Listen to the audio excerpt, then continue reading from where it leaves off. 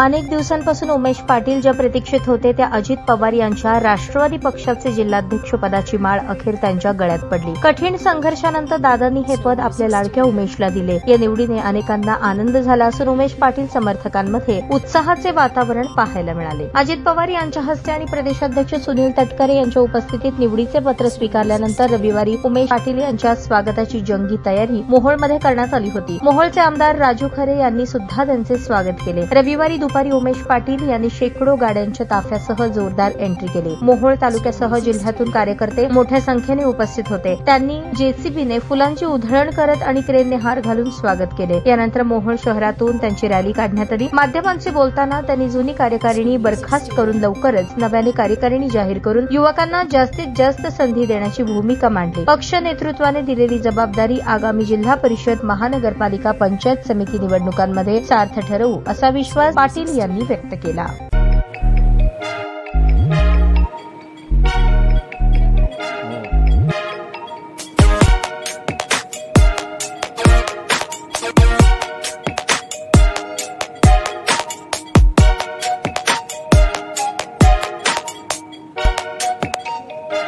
सोलापूर शहरातील सुप्रसिद्ध हॉस्पिटल म्हणजे सेंट्रल मल्टी स्पेशालिटी हॉस्पिटल मागील अनेक वर्षापासून सेवा बजावत आहे। 24 तास इमर्जन्सी सर्व्हिस, मॉडर्न टेक्नॉलॉजी, अनुभवी डॉक्टर्स तसेच अत्याधुनिक तंत्रज्ञान सुविधांनी सुसज्ज स्त्रीरोग प्रसूती विभाग, ऑर्थोपेडिक विभाग, मेडिकल विभाग आणि इतर एकमेव नाव म्हणजे सेंट्रल मल्टी स्पेशालिटी हॉस्पिटल।